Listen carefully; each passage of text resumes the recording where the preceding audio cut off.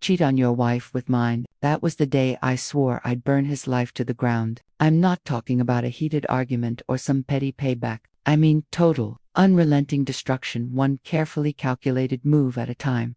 If you've ever tasted betrayal and dreamed of real justice, you're in the right place. Hit that like button, subscribe, and ring the bell, because what you're about to hear is a masterclass in slow, devastating revenge. I can still remember the winter light, the morning it began to unravel, how it spilled through our kitchen window like a pale accusation. My wife, Jenna, hummed softly as she packed the kids' lunches. To anyone else, she looked like the perfect suburban mom, hair tied back neatly, eyes warm with that easy smile. But something in her tone that morning felt rehearsed, a half-beat too bright, and it set off the first quiet alarm in my gut. Our kids, 4 and 6, were chattering about Grandma's house. We're going again today, my son announced between bites of cereal. Grandma's house was 90 minutes away, hardly an after-school jaunt. They said it casually, as if it were now routine. That single detail lodged like a splinter. Jenna worked only part. Why the constant trips to her parents'? My mind kept looping back to the mileage we'd rack up on gas alone. It wasn't the cost, it was the frequency.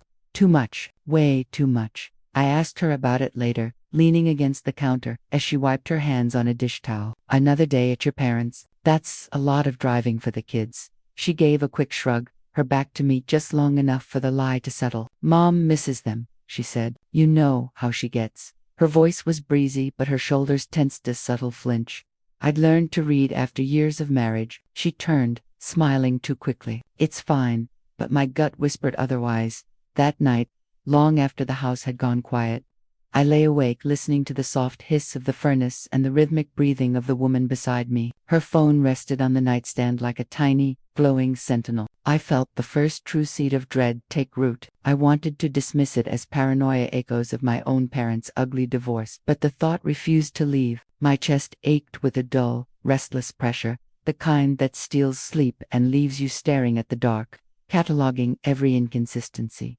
A week later, the unease sharpened into action. I began noting the odometer in her car each morning before she left. A simple pencil mark in a small notebook, nothing dramatic, just evidence. By Friday, the numbers betrayed her. More than 400 unexplained miles. 400. I traced the numbers again and again under the dim garage light, my breath clouding in the cold. There it was, proof that something was very, very wrong. I forced normalcy through the weekend, playing with the kids, laughing at their cartoons, while my insides churned like a storm. Jenna smiled and teased, pouring coffee as if we were the picture of domestic calm. I watched her every gesture, searching for cracks, for some sign of the woman I thought I knew. All I saw was careful ease, and that, more than any overt slip, confirmed my growing nightmare. She was hiding something. That Monday afternoon, fate handed me an opening. I sat down at our old desktop to pay bills, and noticed a yellow sticky note stuck to the monitor.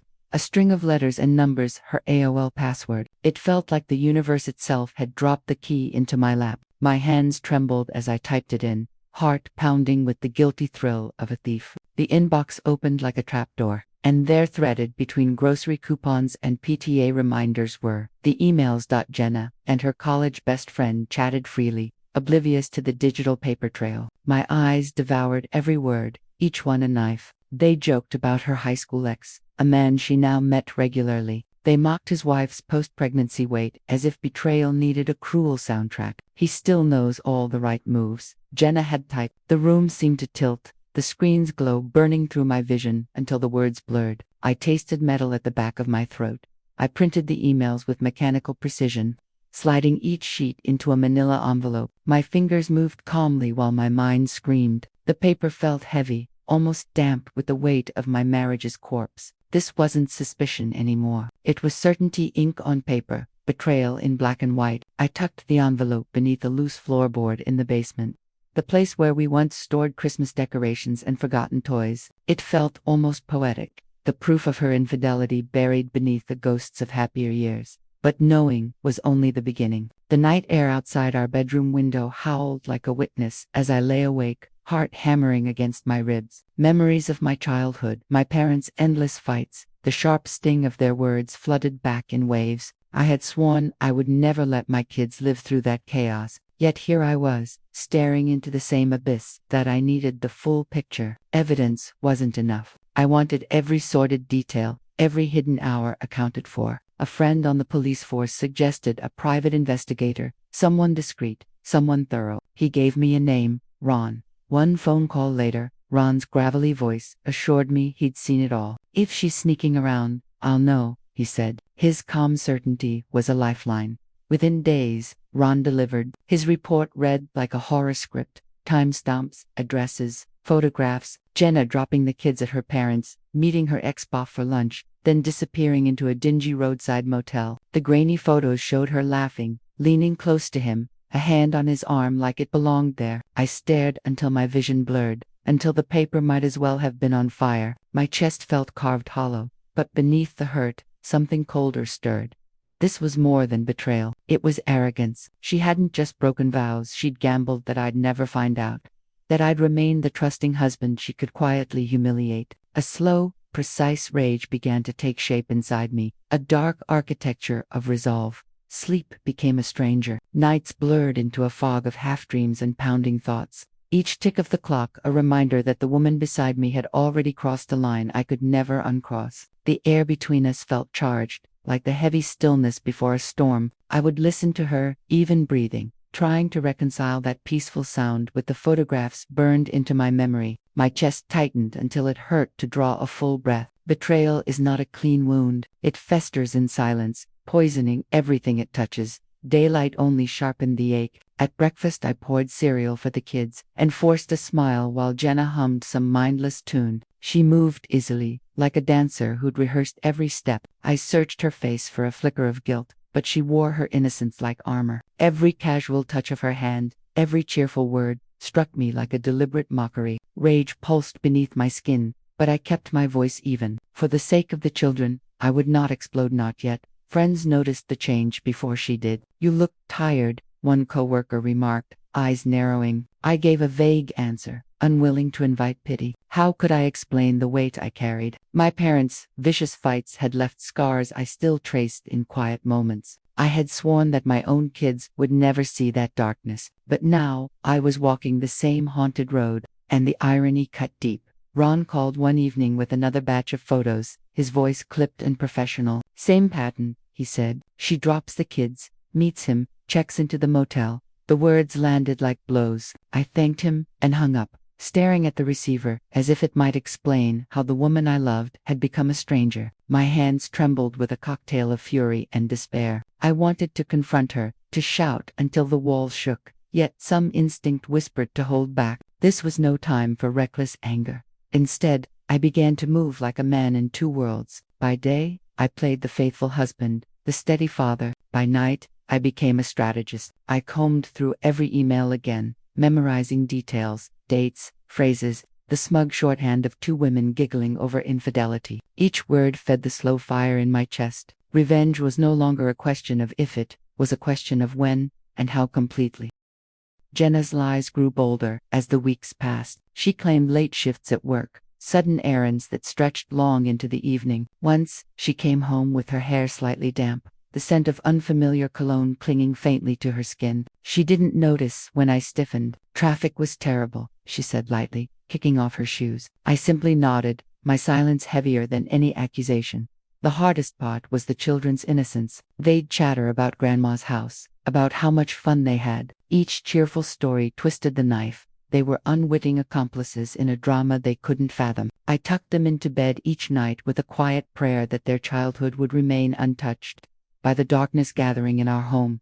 Meanwhile, Ron's investigation of Bob, the man who had stolen more than my wife's fidelity, unearthed a treasure trove of leverage. Bob was married with 3 kids and worked as a vice president of sales for his father-in-law's company. The details slid into place like pieces of a cruel puzzle. He wasn't some lonely drifter. He was a man with everything to lose. And suddenly, my path forward gleamed with brutal clarity. I visited my lawyer, a steady-voiced professional named Karen, and laid out the evidence. She listened without judgment, tapping a pen against her legal pad. "This gives you leverage," she said finally. "Though adultery won't necessarily change the settlement. But if you want a clean break, we can make that happen." Her calm certainty steadied me. We began drafting the divorce papers. Every clause another stone in the wall I was building between Jenna and me.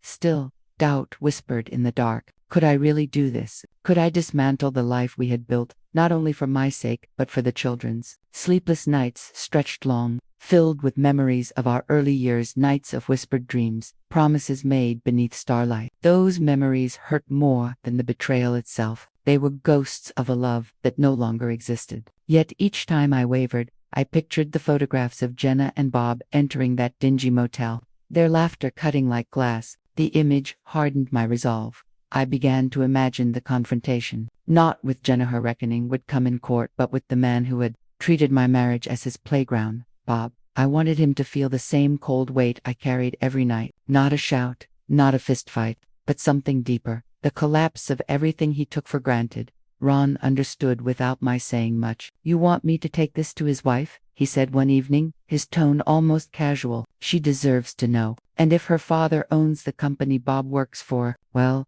let's just say that's information with teeth." The thought sent a jolt of grim satisfaction through me. This wasn't about petty vengeance. It was about balance, about restoring the scales he had tipped. The plan formed quietly, almost elegantly. The day Jenna would be served with divorce papers, Ron would visit Bob's wife, deliver the photographs, the reports, the undeniable truth. 2 marriages would shatter in one day, 2 facades torn down in a single, merciless stroke.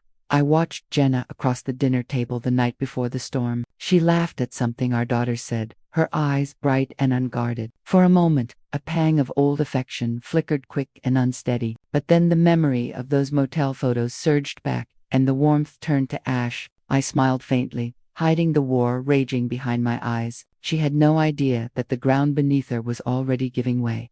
The morning of the reckoning arrived, crisp and cold. I dressed in silence, heart beating with a slow, deliberate rhythm. The sky outside was a pale winter gray, the color of unfinished business. At her workplace, a process server would hand her the papers. At nearly the same hour, Ron would sit down with Bob's wife and reveal the betrayal in all its ugly detail. As I drove to work, my thoughts churned with a strange mix of dread and grim anticipation. This wasn't triumph, it was something heavier, a quiet inevitability. My hands gripped the steering wheel until my knuckles whitened. Years of trust, of shared history, were about to be severed with legal precision. And yet, beneath the sorrow, there was a steady, dark satisfaction. Justice, long deferred, was finally on its way.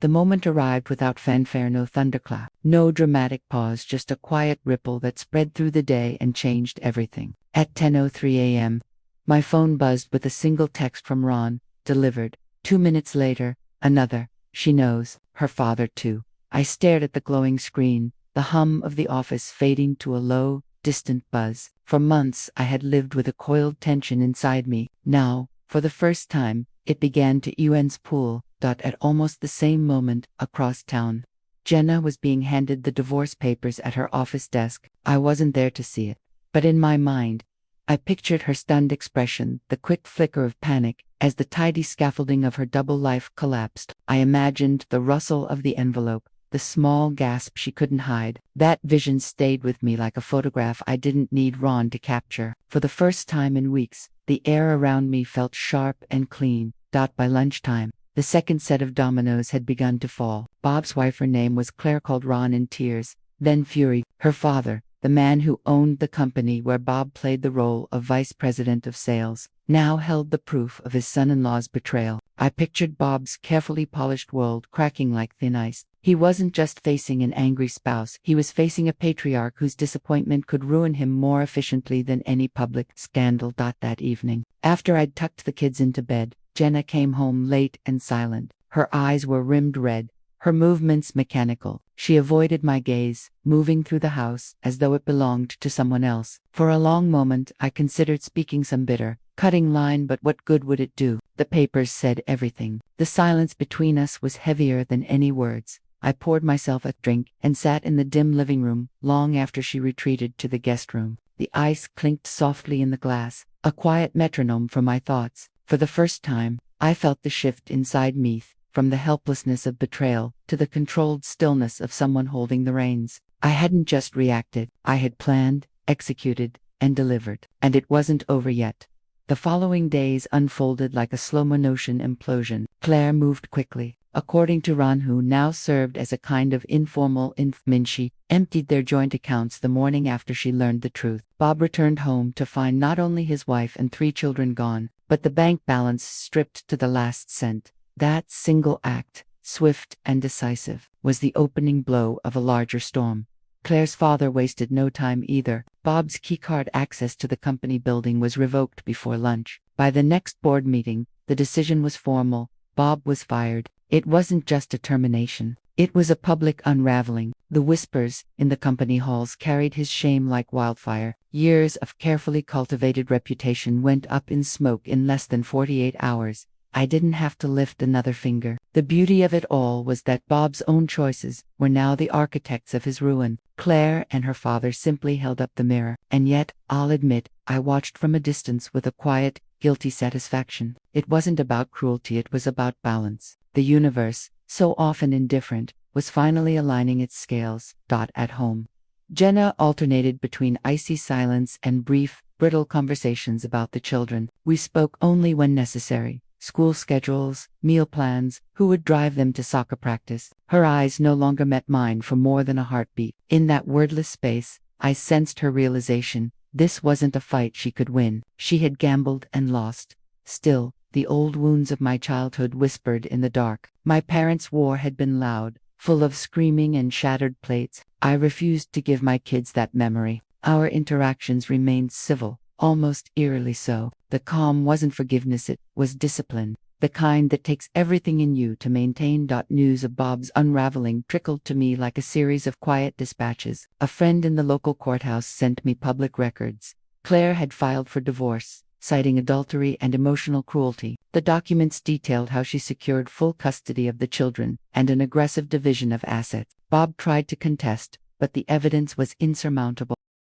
Soon after, whispers of violence surfaced. Bob had shown up at the family home, still technically his, on paper only, to find the locks changed. Neighbors reported shouting, a confrontation that escalated until Claire's brother stepped in. One punch, Bob left with a broken nose and a restraining order. The local paper covered the incident in a short, clipped article. Domestic dispute leads to misdemeanor charge. His name, once associated with sales awards and corporate dinners, now sat beside the words, criminal charges. Ron relayed these updates with a professional detachment, but I could hear the undercurrent of disbelief. Never seen someone's life fall apart so fast, he said during one call. I simply listened, the phone warm against my ear. I didn't need to gloat. Bob had built his own trap and then stepped neatly inside it.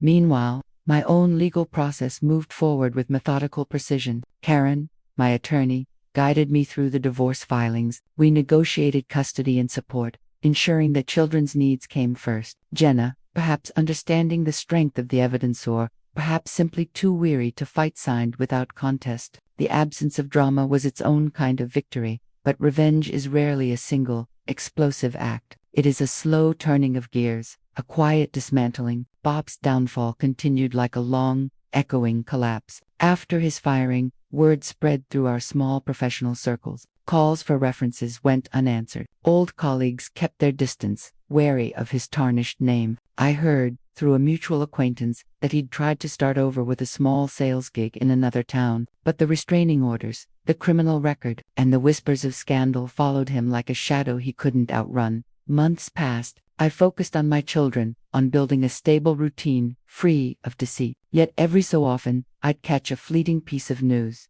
Bob selling his car to pay legal fees. Bob renting a cramped apartment after his in-laws reclaimed the house. Bob missing a child support payment and facing court penalties. Each update was like the distant toll of a bell, a reminder that justice, once set in motion, needs no further push. One evening, after putting the kids to bed, I stepped out onto the porch. The night air was cool, scented faintly with cut grass and distant wood smoke. For the first time in what felt like years, my chest expanded without the weight of betrayal pressing down. The sky stretched clear and wide, scattered with stars. I thought of the arrogance that had driven him to my wife, of the quiet devastation now unraveling his life. I didn't feel triumph so much as a deep, quiet equilibrium. He had sown chaos. Now he lived in its wake. My own wounds would take time to heal, but the balance of the universe had been restored, and that, more than any shouted confrontation or fistfight, was the sweetest revenge.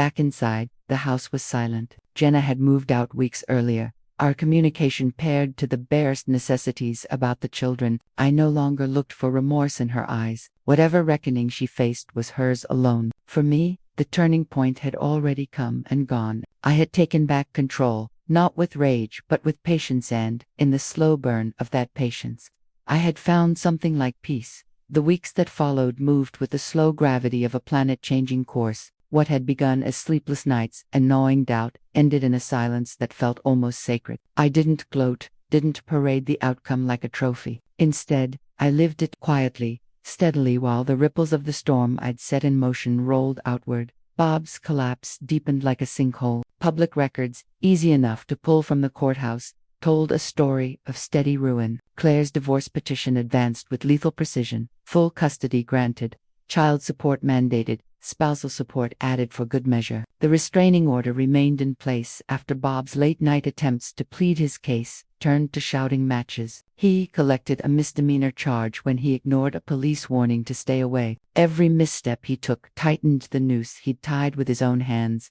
His career evaporated. The father-in-law, who once bragged about Bob's sales acumen, now used his influence to ensure no local competitor would hire him. Word spread fast in their industry, and each time Bob tried to land a new role, the past trailed him like a storm cloud. One mutual contact confided to me that Bob had moved across state lines, chasing work under a different company banner. But in the age of digital footprints and background checks, even distance offered no escape.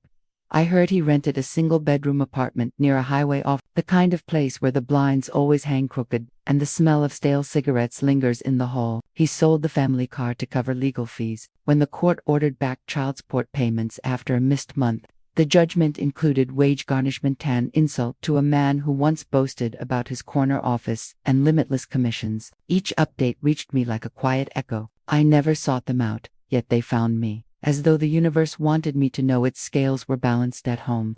I built something steadier for my own children. Jenna and I established a rhythm. Exchanges at the curb, conversations confined to schedules and school events. The old bitterness cooled into a kind of neutral co-parenting. I refused to repeat the chaos of my own childhood, and the discipline it required surprised even me. There were no screaming matches, no accusations in front of little ears. We were two adults doing the bare minimum of civility. And for the children's sake, that was enough. Jenna, for her part, wore the strain of her choices. Though the court didn't punish her infidelity directly, her friends, once quick with invitations, grew distant. People notice, even when they pretend not to. The woman who once moved through our neighborhood with a radiant smile now kept her head down at school events, eyes flicking away when familiar faces approached. I offered her no public humiliation, no whispered campaigns. The quiet truth of what she'd done carried its own weight.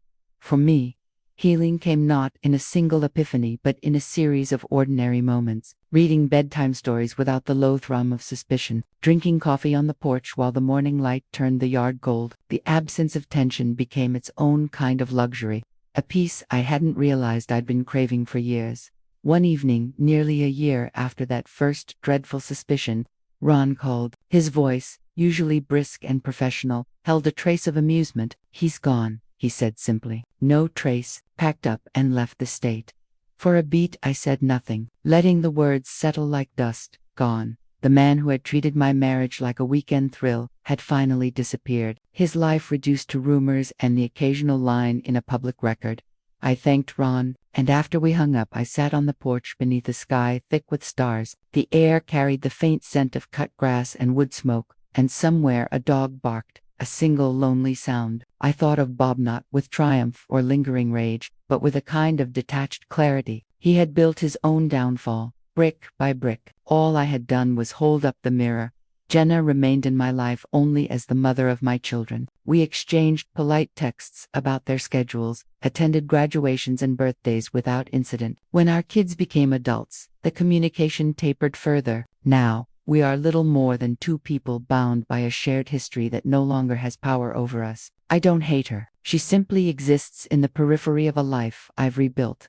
Justice, I've learned, isn't always loud. Sometimes it is a quiet equilibrium, the slow settling of a world knocked off balance. The night I first read those emails, I thought revenge would feel like fire, bright, consuming, but when it finally came, It felt like water, cool, patient, inevitable. The satisfaction wasn't in watching Bob's life crumble. It was in reclaiming my own. I rose from the porch and stepped back inside, the house warm and still. The kids' laughter drifted faintly from their rooms. For the first time in years, the air felt light, unburdened. Betrayal had nearly broken me, but patience, steady, deliberate, unrelenting, had given me something far greater than rage. It had given me peace.